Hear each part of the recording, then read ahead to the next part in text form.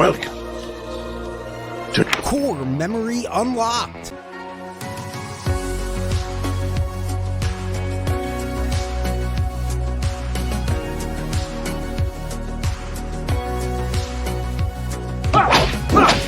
Hello?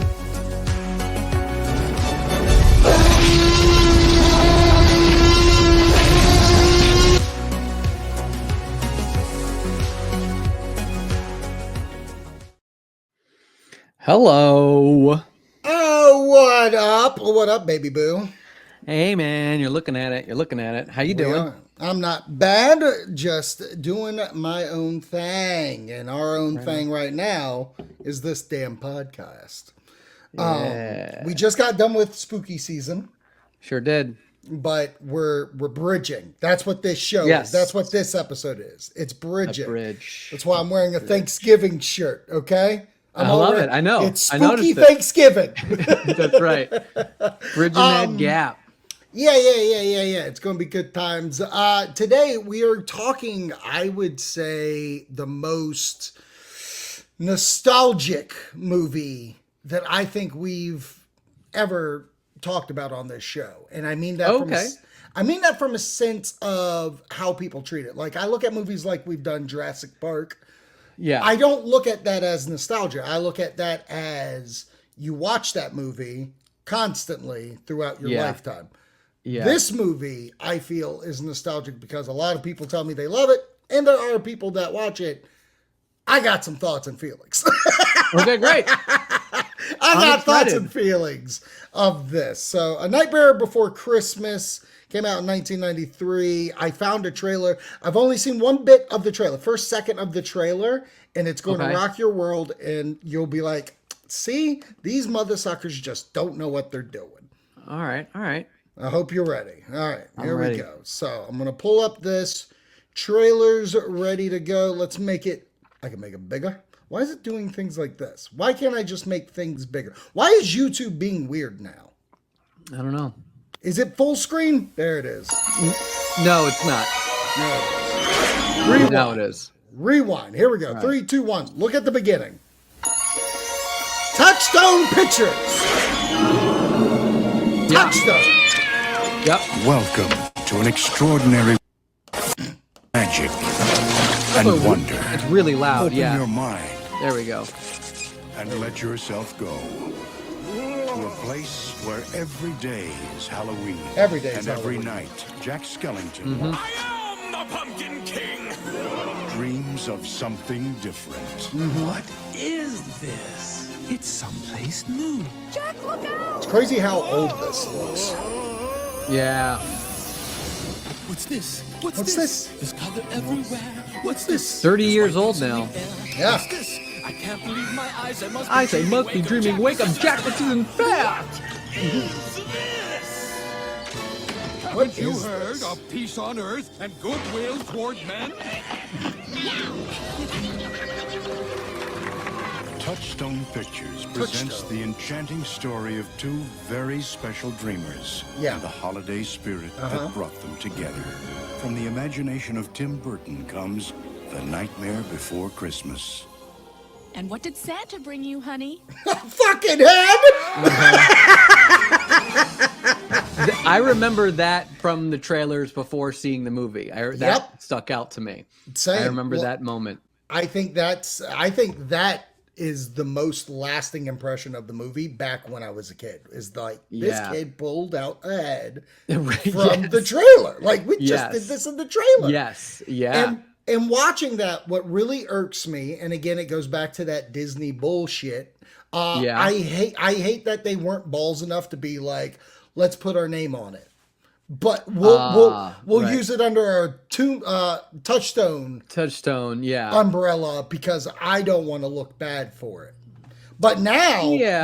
hold on. But now, because Okay. it gained so much popularity, you Yeah. can't go anywhere without it saying Walt Disney is proudly Right. Well, of presents. course. Well, now that it's huge, yeah. Well, I also sometimes I don't know. Like, I'm gonna give them a little bit of the benefit of the doubt and say Okay. sometimes branding matters. Yeah. And so what I mean by that is like by attaching Disney to the name, I don't know if it's 100% like, oh, well, we don't want to be associated with this, but we don't want to give people an expectation that it's going to be a Disney movie, a pretty Bambi Disney movie. This is a darker movie. I mean, a kid pulls a head out of a box, and it's almost like the Cable Guy. Why the Cable Guy didn't do that well is because everyone was like, "Oh my God, this is Jim Carrey's next like hilarious, goofy movie," and it was really dark, and it wasn't really that goofy and silly. And I think that made people expect one thing, and then when they got another, I think it got some like kind of bad press, even though it's a much better movie.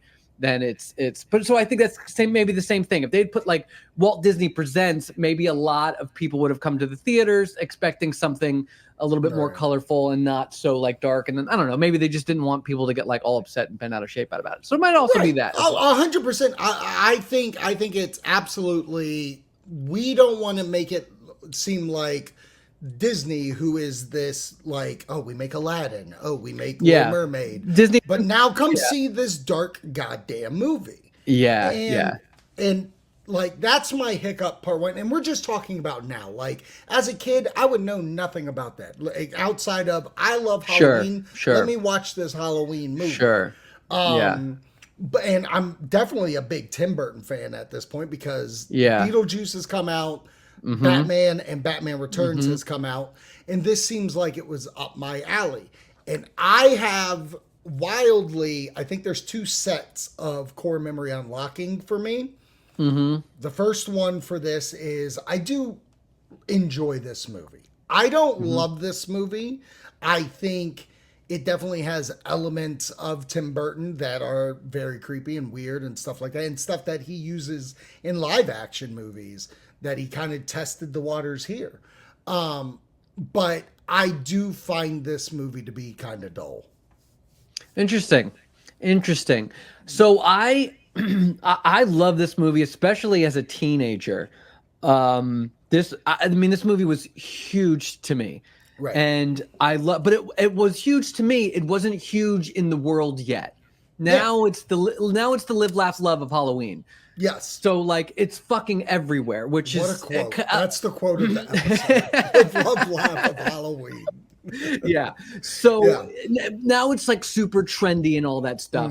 But back when it was really niche, I loved the movie. I loved when I was like coming of age, trying to figure out who I was as a person. It was very much Jack Skellington being bored with what he was good at and wanted to try something different and new. And then of course him not being able to control him being who he is still came out in Christmas. So it wasn't that he did a bad job. He was just like, he only could do Halloween. And so he turned Christmas into Halloween. He just couldn't help it.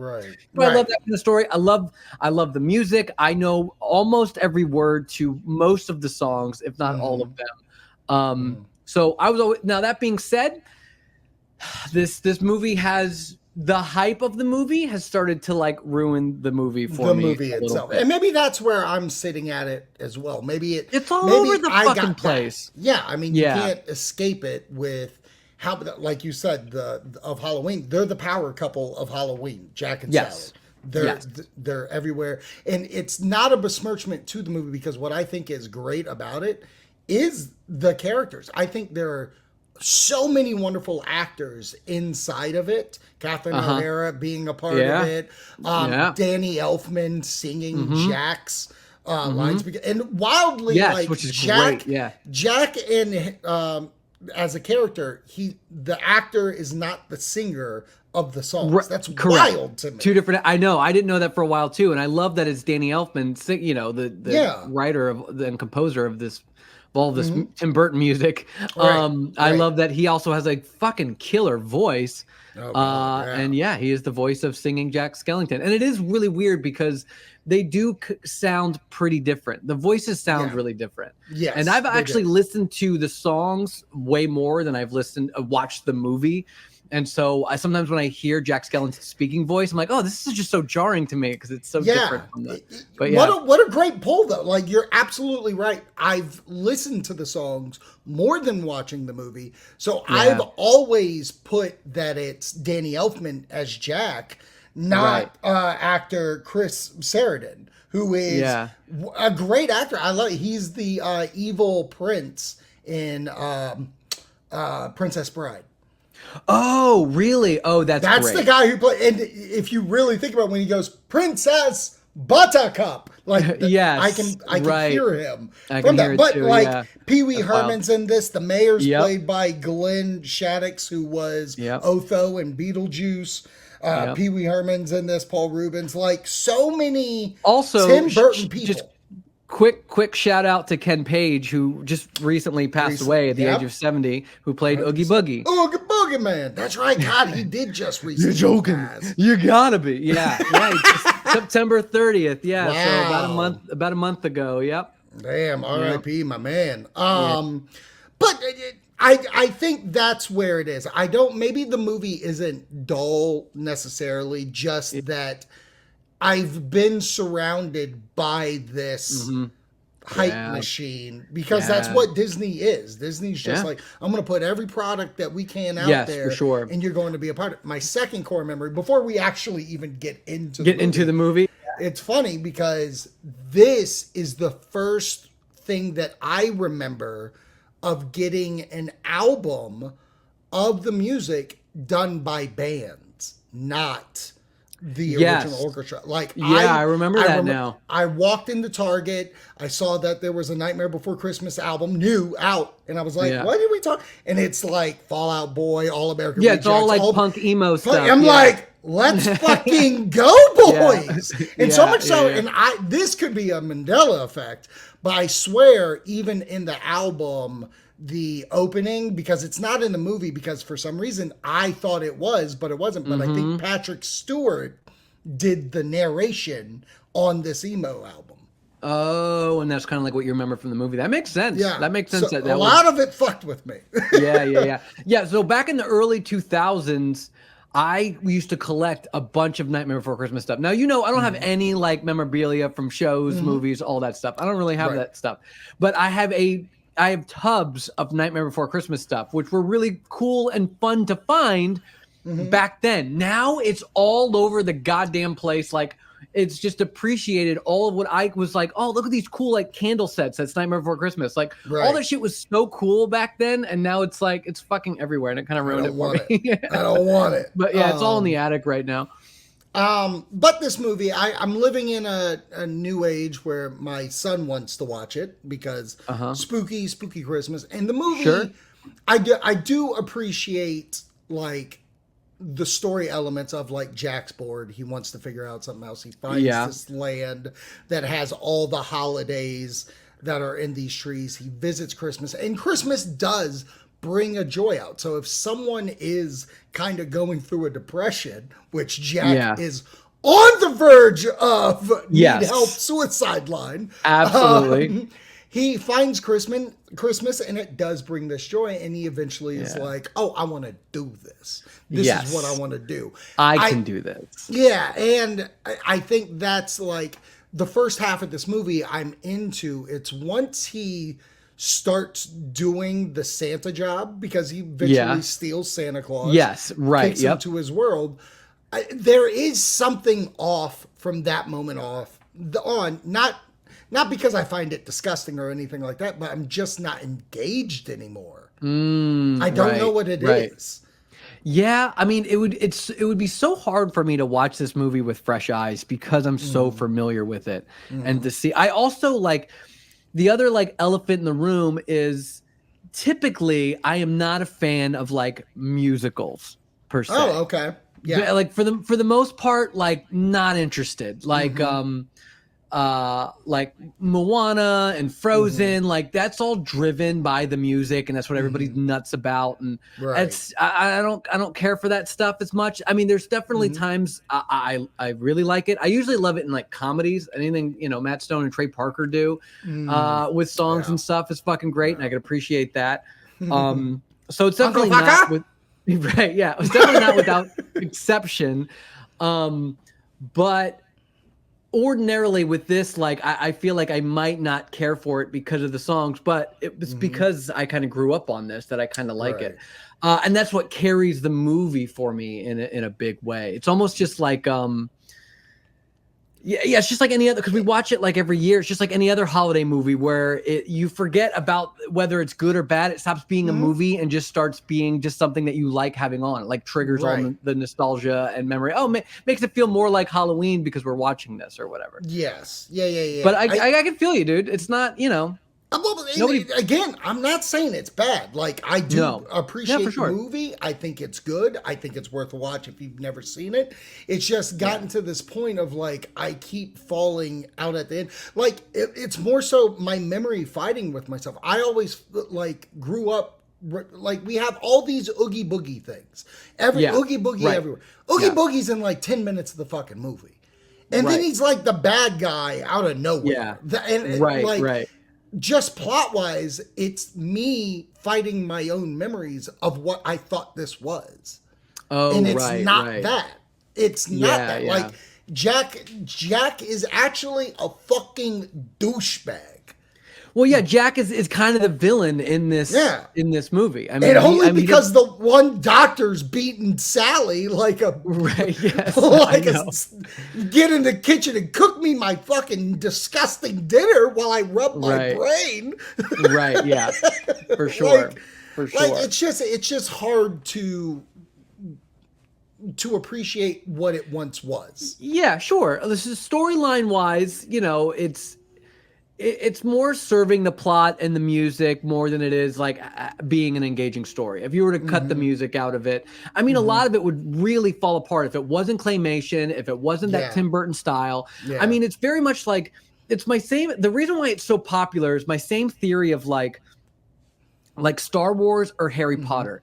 I don't think they're that good. And for the most part, people aren't that obsessed with the movies. It's the world. It's the fantasies. It's I like having a magic wand and the spells and the potions and the silly names of everything. I think it's the Harry Potter world. Same thing with Star Wars. It's the Star Wars world. They like dressing up as different characters, blah, blah, blah. It's more so the world that people are in love with and the aesthetic of it, rather than just the movies themselves. Yeah, the movie, with Star Wars, it's starting to, get washed out of like good movies to ratio to bad movies and stuff. But people are obsessed with it because of the universe. And I feel like with Nightmare Before Christmas, it's the same kind of thing. It's a real Tim Burton-y aesthetic. They're like Jack Skellington is like an icon. It's like Mario or something, and Sonic. It's its own brand of thing.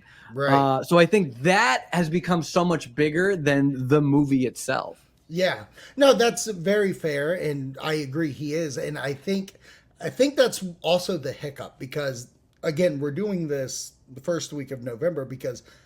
I wouldn't say as a kid, because I would have no idea what the hell I'm talking about. But once I became a teenager I was hands down, I do not watch this during Halloween season. And I don't watch this in December. I watch this in November as the meeting of holidays. Yes, between, And I think that's my heart. Like, yes, he is an icon, but what is he an icon of? Christmas or Halloween? I know he runs Halloween, but this is a Christmas movie. Right. I agree. He is a Halloween character, but this is a Christmas movie. Right. And I agree. I love your take on, I think people do love this world. You're right, because when you look at all the stuff that you can buy from it, it's shaped in that world. It's in this, and he just came out, Tim Burton did Beetlejuice, and I think the reason why that movie works so much is because people just wanted to get back into that world. More adventures of it. Is it a better movie? Yes. No, absolutely. Like Beetlejuice is not better than Beetlejuice, but we're in that world. So I ask you, do you think this movie warrants getting a sequel? Oh, interesting. And if it does it get backlash from it? Right. That's a great question. I mean, it's one of those things where I feel like the problem with it, like getting a sequel now, is I feel like it would be just a cash grab, and it's going to end up not being that good because they're not interested in making it good. Tom Cruise is the only exception to making a sequel to a movie. He wants to keep upping the last one. Right. He would wanted to make sure it was good before he was like, I know people would come see it anyway.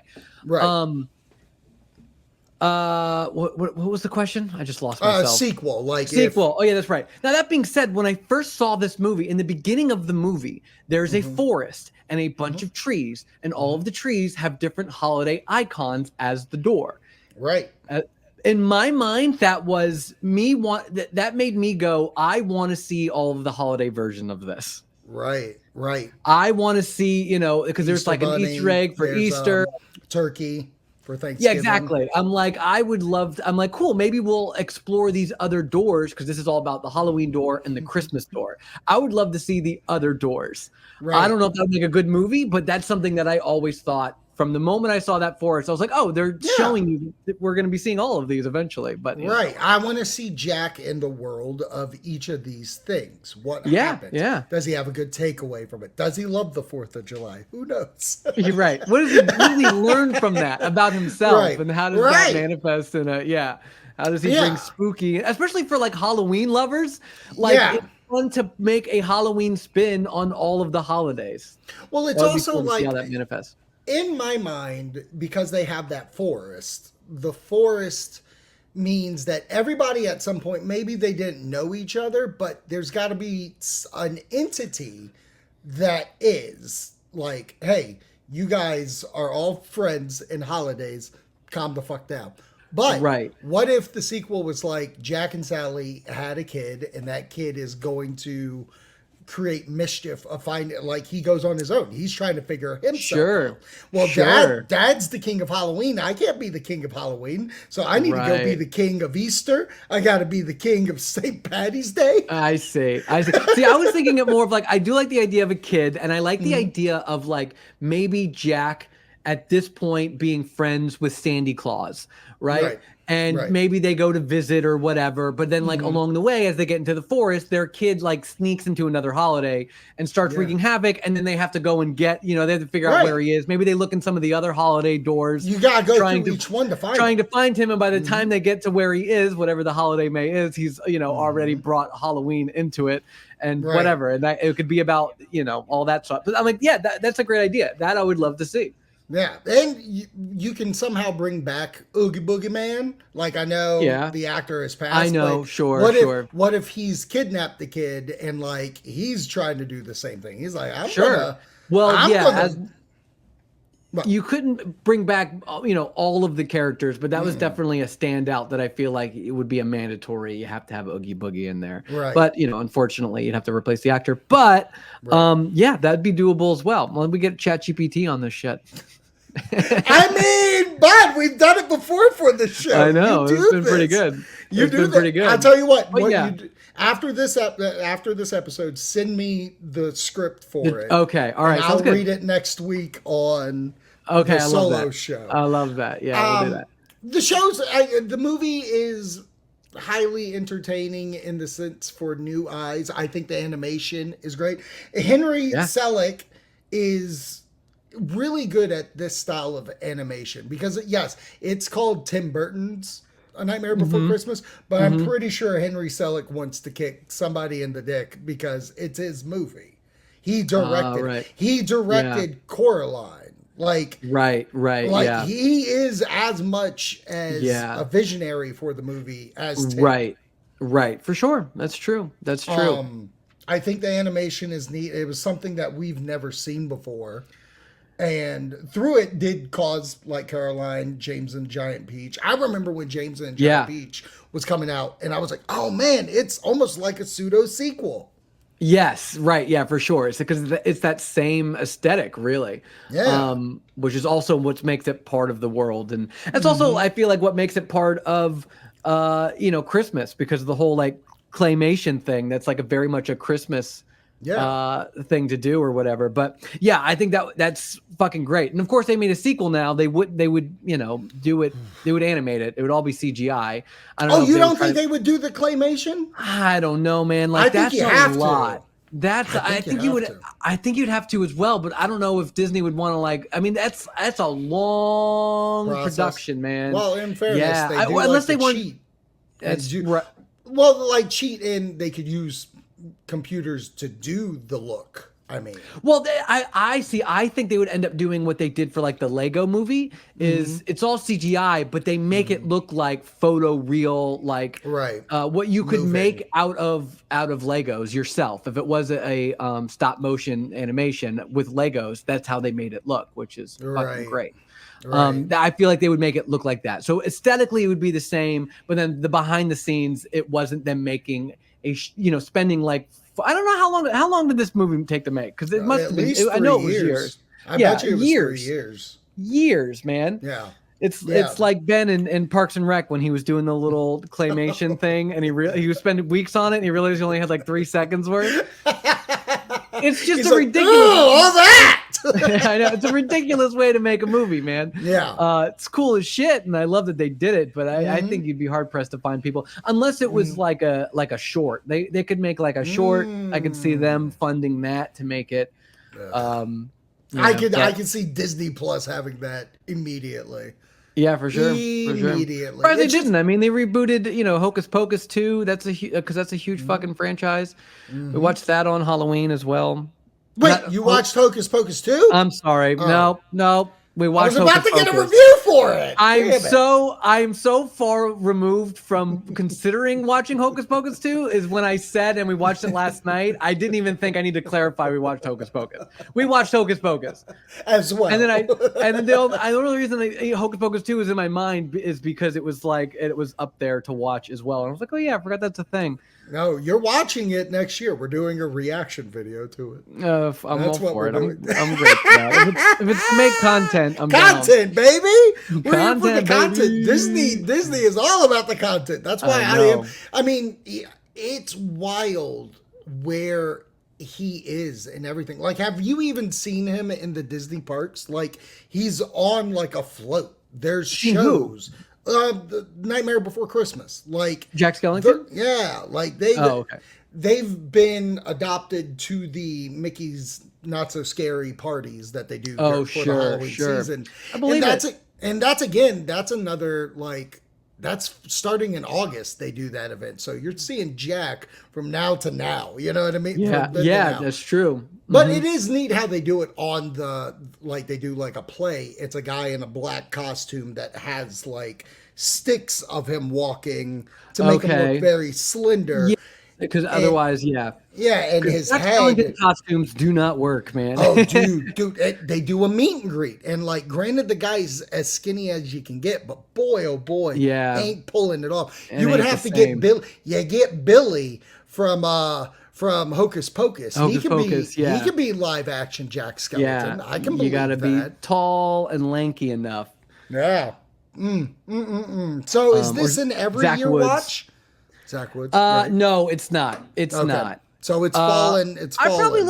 I probably listen to the music every year. Okay. What's your favorite song?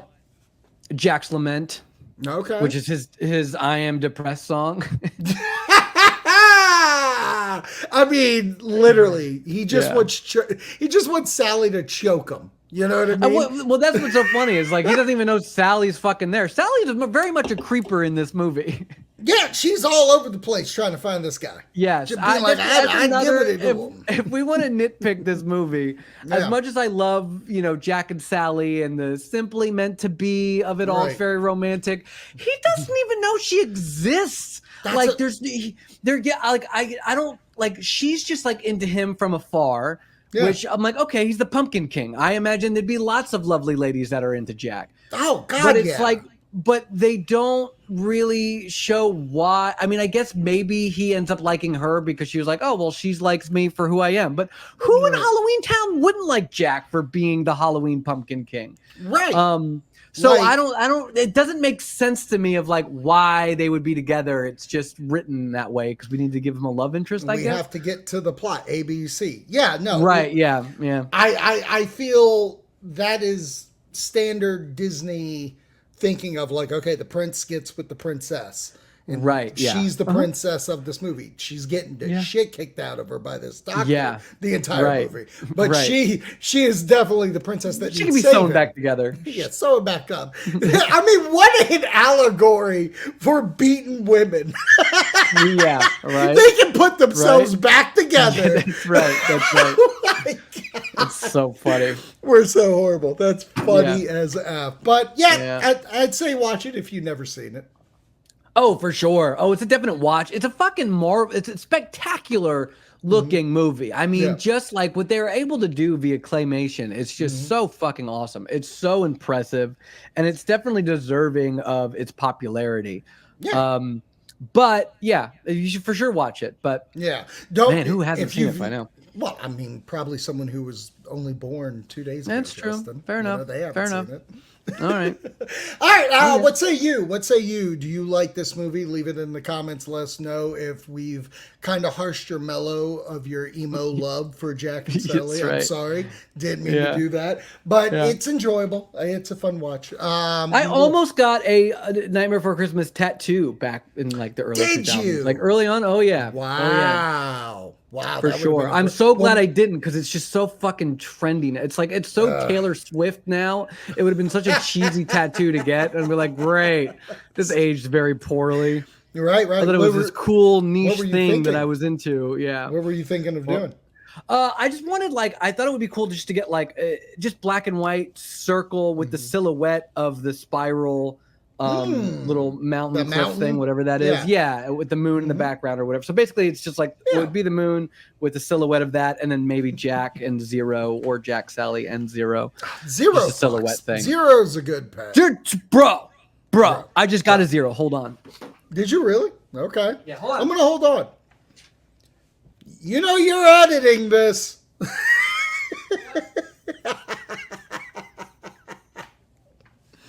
Fantastic. How are you enjoying the show?